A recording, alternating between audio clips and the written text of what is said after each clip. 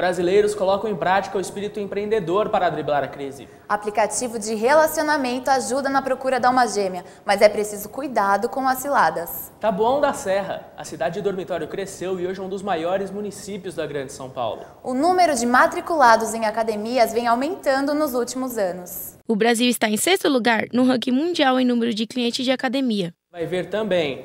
Prestes a virar lei, reforma trabalhista divide opiniões. Cada vez mais jovens brasileiros ingressam em universidades americanas por meio de bolsas para atletas. Considerado um bairro tradicional e tranquilo, o Butantã vem sofrendo com o aumento da violência. Agora, no Jornal da FIAM.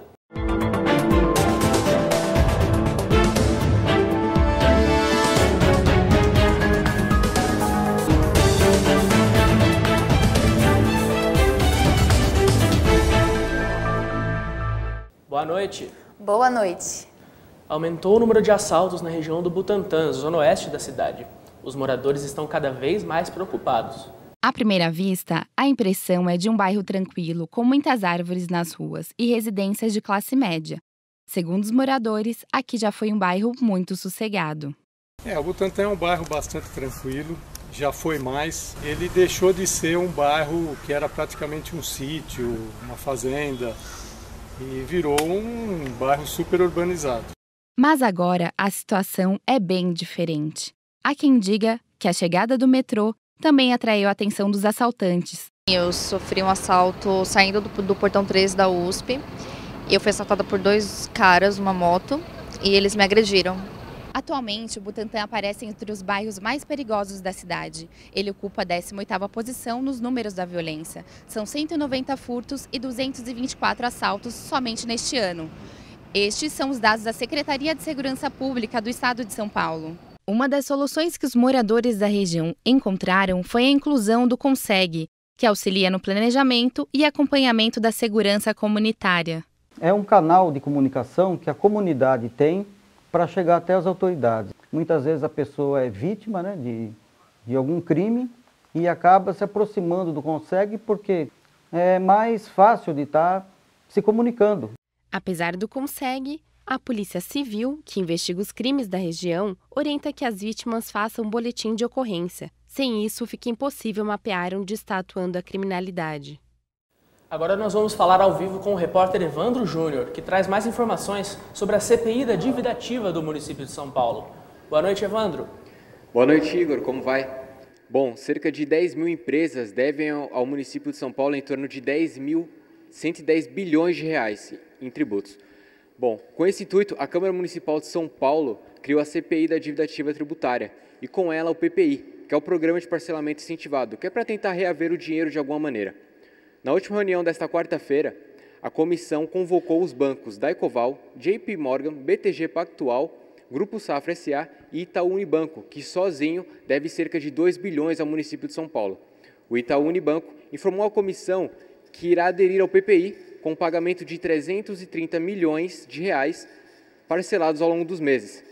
Bom, com esse montante entrando no caixa da Prefeitura, a sociedade poderá cobrar de melhorias na infraestrutura. Evandro Almeida Júnior, para o Jornal da FIAM. A reforma trabalhista foi aprovada pelo Senado em julho e entra em vigor em novembro, mas as mudanças na carteira de trabalho ainda dividem muitas opiniões entre empregados e empregadores. A reforma faz parte do pacote de mudanças proposto pelo presidente Michel Temer. Assim como Temer, as reformas vêm sofrendo resistência em vários setores da sociedade. O chefe de cozinha Roberto Souza, por exemplo, acredita que a reforma trabalhista vai trazer mais problemas do que benefícios para os trabalhadores. A gente sai muito prejudicado. Essa questão das férias ser dividida de 3 vezes, esse aumento de carga horária também. Já o Carimir, que tem um restaurante, acredita em melhoras no futuro. Mas aparentemente, vou falar o lado que eu li, que me toca, o lado do empresário. Para a gente não vai mudar quase nada. As alterações às leis do trabalho incluem possibilidade de dividir férias em até 3 períodos, regulamentação do home office e acordos que serão feitos entre os sindicatos e os empregadores. Com isso, o governo pretende diminuir os gastos públicos, aumentar o número de empregos e fazer o Brasil voltar a crescer. Nós precisávamos de uma modificação, a legislação estava muito antiga. Mesmo que isso tenha que ser modificado, eu acredito que poderíamos ter discutido melhor, poderíamos ter apresentado os novos esclarecimentos. Eu realmente estou um pouco preocupado se realmente a legislação vai ter a sua plena eficiência. O aleitamento materno é essencial para a saúde do bebê e muitas mães podem doar para ajudar as crianças que não têm um alimento. A lactação é considerada a mais completa forma de alimentação para o bebê. A enfermeira obstetra Mariana Arce trabalha há 3 anos na função e explicou um pouco sobre a importância do aleitamento materno. Ela é exclusiva aos 6 meses de vida do bebê para desenvolvimento dos nutrientes necessários do corpo do bebê. O Brasil é o país com a maior quantidade de bancos de leite do mundo, com 221 unidades e 186 postos de coleta. Mesmo assim, o número de doadores ainda precisa de um aumento, pois o estoque está suprindo apenas 60% dos necessitados. De acordo com os dados da Organização Mundial da Saúde, somente 38% dos bebês são alimentados apenas com leite materno no primeiro semestre de vida. O filho mais novo de Célia Santos é um dos que se encaixa nesse grupo. O Gabriel ele foi abandonado pela mãe dele logo após o nascimento. Então ele não teve essa oportunidade de sentir o calor, o conforto de estar no colo da mãe biológica e ser amamentado. A falta de divulgação dos bancos de leite é o que mais prejudica o baixo número de doações. O leite materno ele pode ser salvar vidas, pode alimentar outras mães, outros bebês que mães não têm produz leite. Então é falta de informação. A verdade é essa. O Brasil enfrenta a pior recessão da sua história e, com isso, milhões de pessoas estão desempregadas, mas alguns brasileiros usam a criatividade para sobreviver.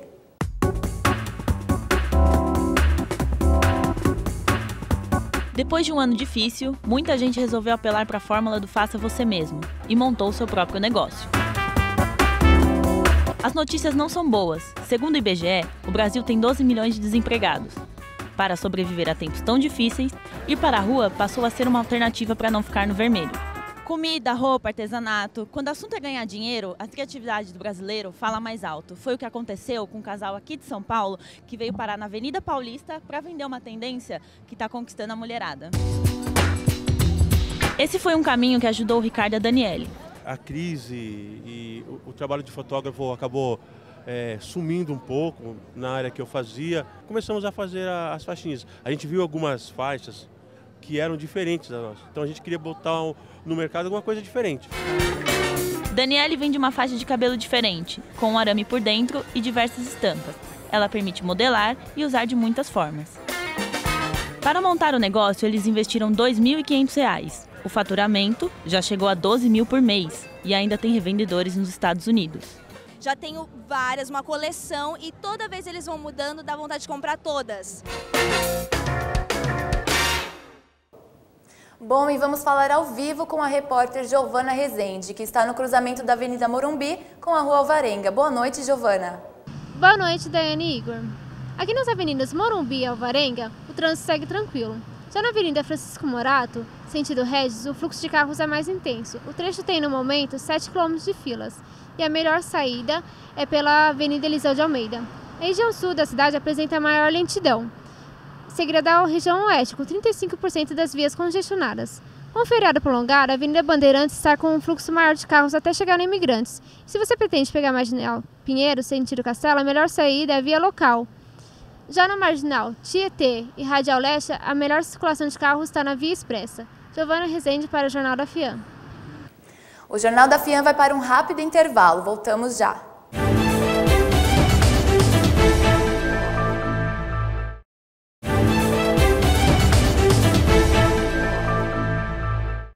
O Brasil ocupa o 6º lugar no ranking mundial em números de clientes de academia.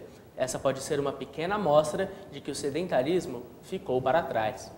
Cerca de 7 milhões de brasileiros estão matriculados em academias, conforme os dados da International Health Racquet and Sport Club Association.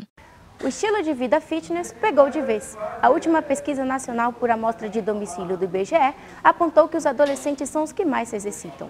Aproximadamente 44% dessa população pratica algum tipo de atividade física.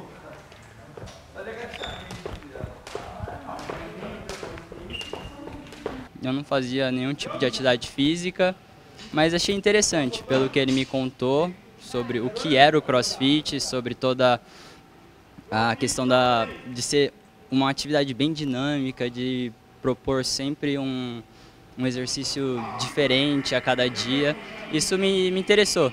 A falta de tempo é o principal empecilho na hora de se matricular, mas os preparadores físicos alertam que todo indivíduo deve tirar pelo menos 30 minutos por dia para cuidar do corpo. Nós temos aqui vários horários, até de manhã, à tarde e à noite, justamente para que o aluno tenha essa possibilidade de treinar várias horas do dia, né? E a gente procura ser bem flexível. Se um dia você puder treinar de manhã, outro dia você pode treinar à noite, pode treinar à tarde. Então a gente trabalha sempre para que atenda às necessidades do aluno.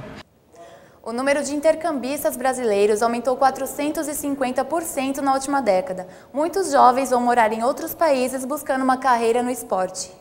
Futebol e estudos caminhando lado a lado. Você já imaginou que isso um dia poderia acontecer? Tudo graças a bolsas de estudos esportivos fornecidas por agências de todo o país.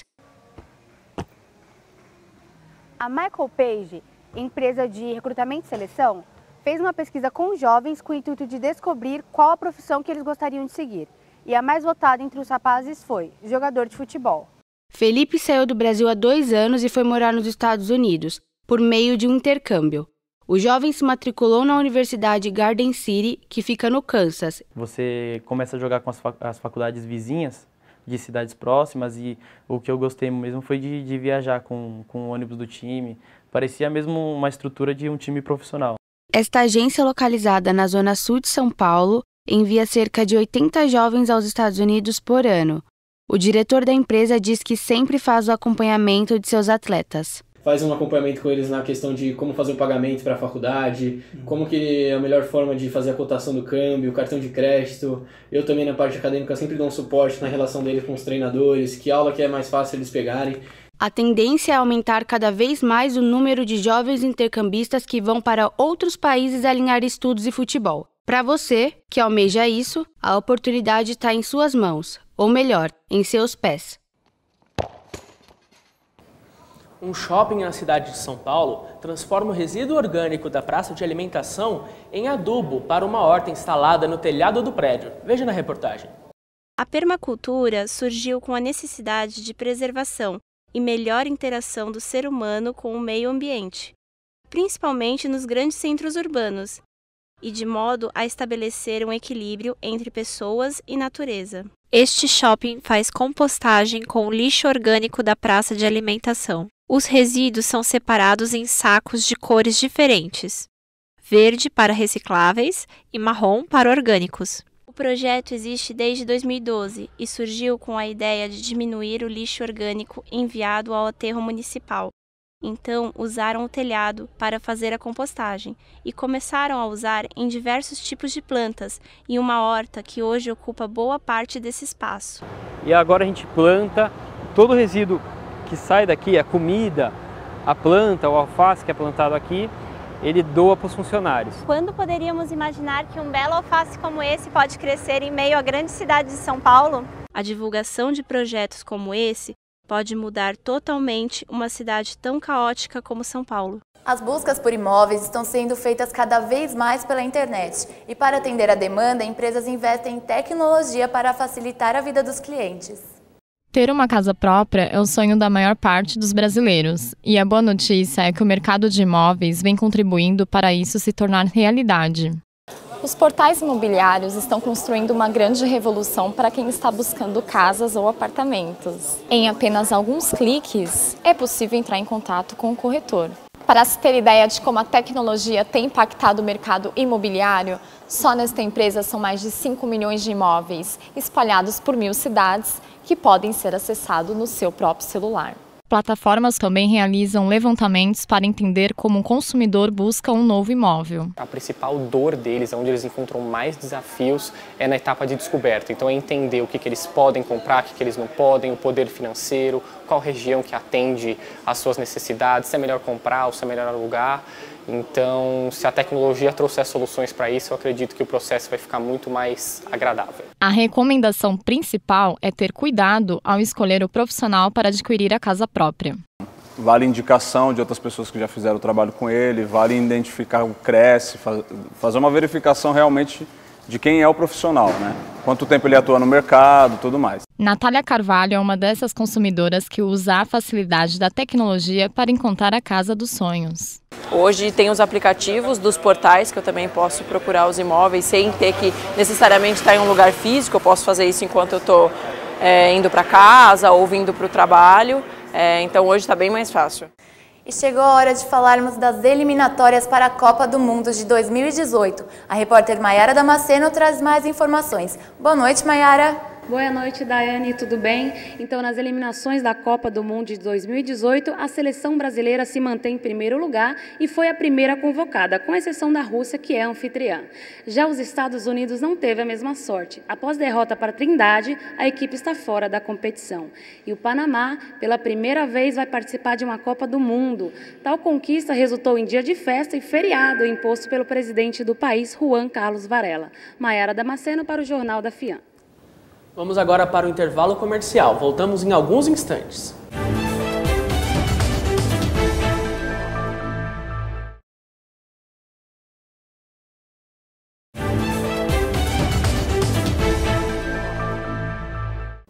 Cada vez mais populares aqui no Brasil, os aplicativos de relacionamento ajudam as pessoas a encontrar seus parceiros ideais e, claro, rendem boas histórias.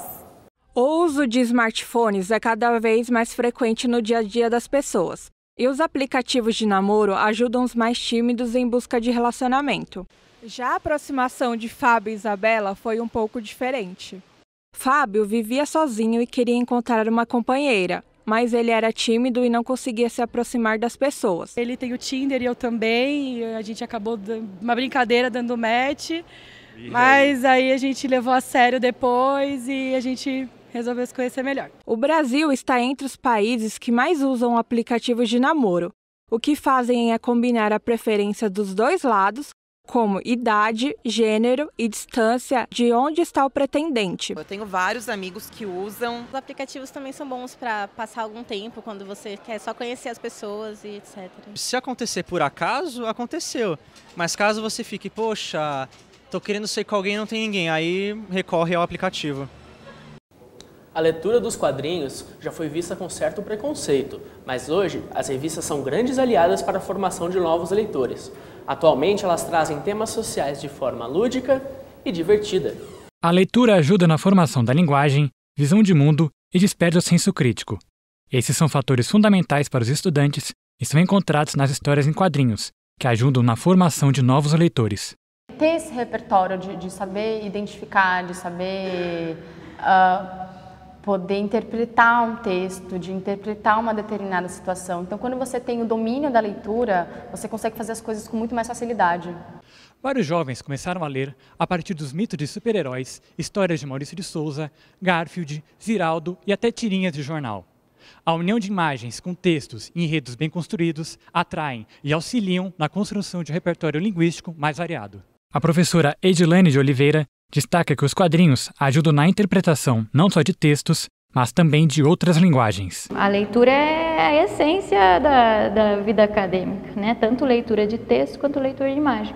Os quadrinhos trazem esses dois tipos de linguagem aí. A pedagoga Clara Caroline explica como a educação usa as historinhas para incentivar a leitura dos alunos.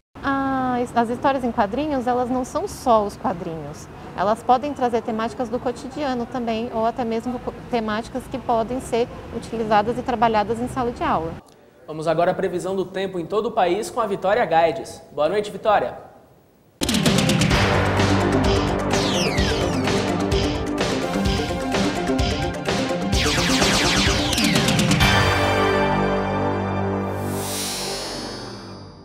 Nesta sexta-feira, o tempo segue instável em grande parte de São Paulo. Na capital, apesar do forte calor durante o dia, pode ocorrer uma baixa temperatura durante a madrugada. O tempo melhora no sábado, com mínima de 18 graus e máxima de 29. Quem resolveu aproveitar o feriado para viajar se deu bem. No litoral sul e norte, o tempo é de muito calor, mínima de 22 e máxima de 27 graus. No sábado, a temperatura pode cair e deve ocorrer algumas rápidas pancadas de chuva. A mínima de 18 e máxima de 22 graus. Já no Rio de Janeiro, a sensação térmica de 37 graus. No sul, teremos áreas de instabilidade, com muitas nuvens que podem provocar pancadas de chuva. No fim de semana, o sol e o calor predominam na região. No centro-oeste, o tempo segue firme, sem chuvas e com sol forte. No nordeste, o fim de semana será de muito sol e tempo seco, contando apenas com uma pequena chuva no final da tarde. No domingo, a chegada de frente fria vinda do oceano muda o tempo na região sudeste, com aumento de nuvens e pancadas de chuva.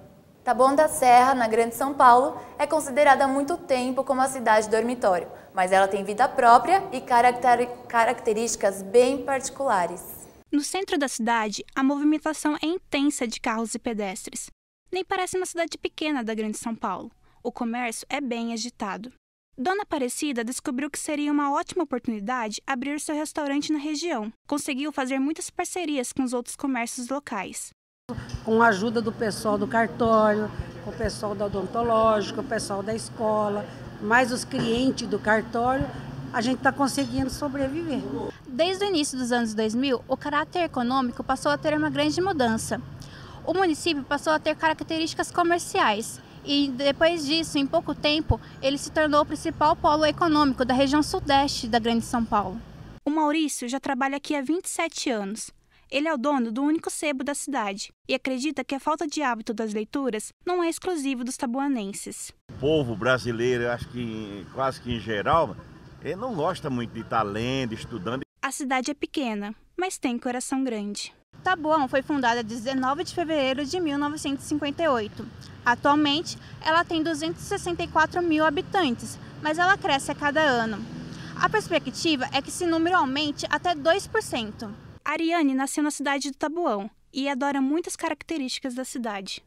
A principal característica, eu acredito que seja a facilidade, que a gente tem tudo aqui em Taboão da Serra, acesso a banco, hospitais, a gente tem tudo aqui, lazer, não precisa sair para poder resolver as nossas coisas.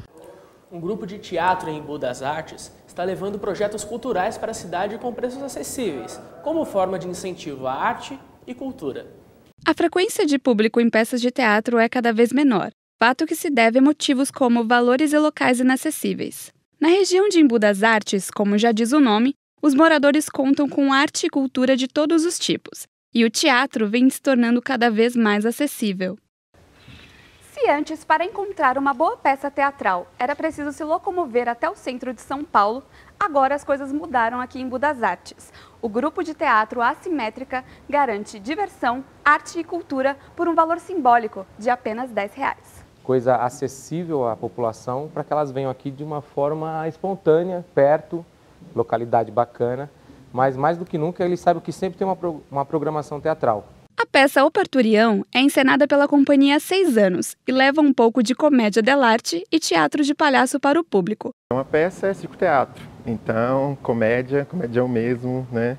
O tempo todo, lá cá. E meu personagem é o Matias Cão, que é dos personagens é o que faz a peça girar. Toda a confusão é ele que vai armando, ele como se fosse a cabeça de toda a armação, de tudo que acontece.